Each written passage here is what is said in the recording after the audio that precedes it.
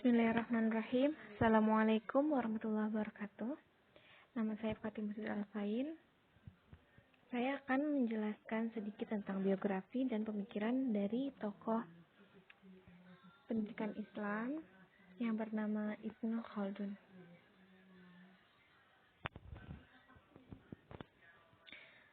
Sebelum masuk kepada pembahasan pemikiran, saya akan jelaskan secara singkat biografi dari Ibnu Khaldun.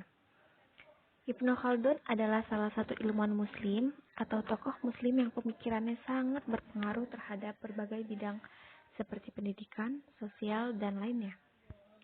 Nama lengkap beliau adalah Abdul Rahman Abu Zaid Waliyuddin Ibnu Khaldun Al-Maliki Al-Khadrami. Beliau lahir pada tahun 733 Hijriah atau 1332 Masehi di Nasaibur dan meninggal dunia pada tahun 808 Hijriah atau 1404 Masehi dalam usia 74 tahun. Selanjutnya, memasuki kepada pemikiran Ibnu Khaldun. Sebenarnya banyak sekali pemikiran dari beliau, tapi di sini yang akan saya ambil adalah pemikiran tentang pendidikan. Pemikiran-pemikiran Ibnu Khaldun baik tentang perubahan sosial, politik, ekonomi, sejarah maupun tentang pendidikan tertuang dalam karya monumentalnya yaitu Muqaddimah. Maka dalam hal tersebut saya akan menjelaskan beberapa pemikiran dalam ranah pendidikan oleh Ibnu Khaldun. Yang pertama, klasifikasi ilmu.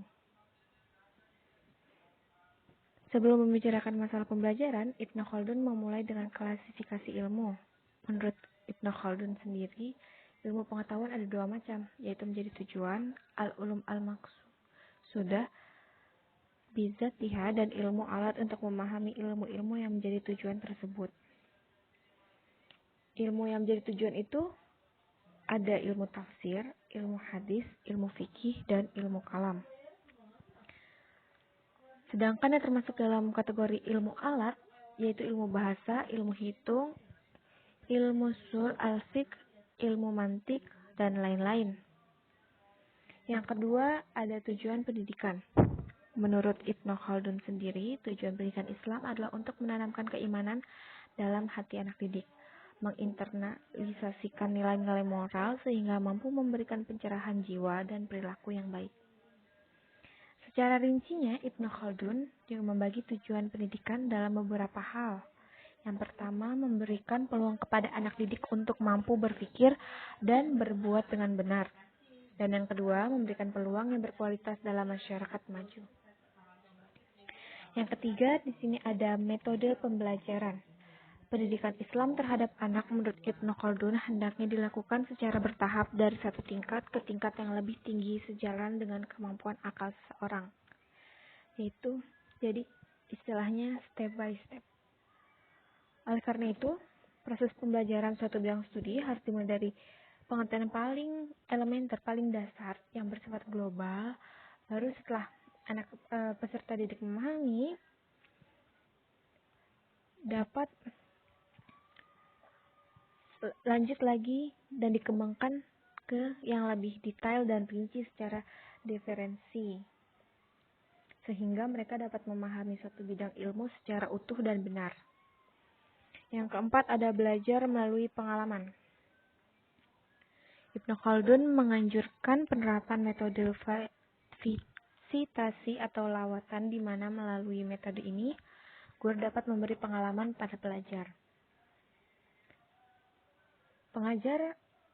Pengajaran akan terkesan karena pelajar ini dapat merasakan sendiri serta dapat menguatkan pemahaman mereka. Lalu selanjutnya, menggunakan pendekatan induktif. Metode ini menyatakan sesuatu yang bermula dari sifat umum kepada yang lebih khusus. Metode ini juga membicarakan transisi dari totalitas atau keseluruhan kepada parsialitas atau bagian kecil dengan menyebutkan prinsip umum terlebih dahulu. Kemudian diberi contoh serta bagian kecil dengan menyebutkan prinsip umum Yang keenam, ada mengaitkan pengetahuan lama dengan pengetahuan baru atau apresiasi. Melalui pandangan Ibnu Khaldun ini, kita dapat memahami bahwa metode pengajaran tersebut sangat berpengaruh dalam penyampaian pengajaran. Hal ini dapat disebabkan karena guru senantiasa mengingatkan kembali pengetahuan yang lama dalam setiap penyampaian pengetahuan lama tersebut. Dalam proses pengajaran dan pembelajaran, metode ulangan perlu digunakan. Jika tidak, maka ilmu tersebut dapat hilang begitu saja. Lalu, nomor 7, pendidikan anak dan keanekaragaman metode umat Islam dalam melaksanakan pendidikan. Pendidikan Al-Quran terhadap anak merupakan syiar agama yang banyak dilakukan oleh pemeluknya dan terus dijarakan di seluruh penjuru daerah. Masyarakat Islam berbeda-beda tentang metode dalam memberikan pendidikan Al-Quran kepada anak, sejalan dengan perbedaan karakter mereka.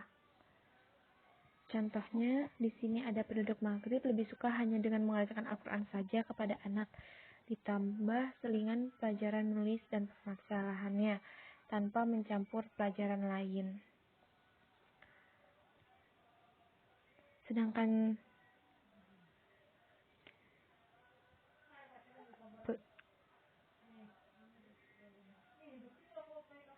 orang-orang Timur mencampur adukan pendidikan. Jadi, berbeda. Lalu ada perlakuan keras terhadap murid dapat berdampak negatif. Sikap keras sebenarnya dalam pendidikan dapat berakibat buruk bagi murid, apalagi ketika usianya masih kecil. Karena barang siapa yang tumbuh dalam kondisi pemaksaan dan penindasan, maka hal itu dapat membuatnya menjadi orang keras dan berkepribadian sempit, kurang giat dan tidak bisa tumbuh dengan baik. Hal ini juga dapat membuatnya suka berbohong, pemalas, dan berbuat buruk lainnya seperti tidak jujur karena khawatir mendapatkan penganiayaan.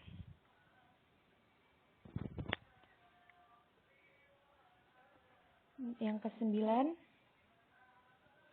cara yang benar dalam mengajarkan ilmu pengetahuan dan metode penerapannya.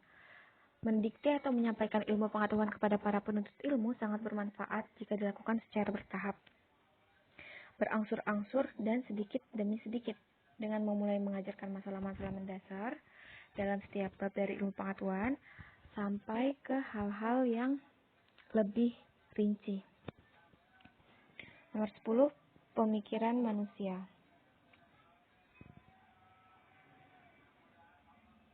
Ketahuilah, Ibnu Khaldun ingin membekali Anda dengan mutiara berharga dalam proses belajar. Jika Anda menerimanya dengan baik dan mempraktikannya, maka Anda akan memperoleh khazanah pengetahuan dan agung dan yang berharga. Pemikiran manusia dapat mengilustrasikan kedua ujungnya dan dapat menetapkan atau menafikannya, sehingga timbul pemahaman yang dapat mengkonspirasikan di antara keduanya dengan lebih cepat daripada kedipan mata jika hanya satu cabang ilmu, atau berpindah kepada cabang ilmu yang lainnya jika jumlahnya lebih banyak. Kesimpulannya adalah, berdasarkan pemaparan yang disebutkan, dapat disimpulkan bahwa Ibnu Khaldun adalah salah satu ilmuwan muslim atau tokoh muslim yang pemikirannya sangat berpengaruh terhadap bidang seperti pendidikan, sosial, dan lainnya. Ibnu Khaldun dalam segala pemikirannya baik sosial, ekonomi, politik maupun pendidikan terdapat dalam kitabnya yang kemudian dibuatnya setelah kitab pembukaan, yaitu Muqaddimah Ibnu Khaldun, yang menceritakan secara jelas tentang pemikiran-pemikiran beliau dalam pendidikan, yaitu klasifikasi ilmu, tujuan pendidikan, metode pembelajaran, belajar melalui pengalaman, menggunakan metode induktif, mengaitkan pengetahuan lama dengan baru, cara yang benar dalam mendidik, dan perlakuan keras yang berdampak negatif. Sekian. Assalamualaikum warahmatullahi wabarakatuh.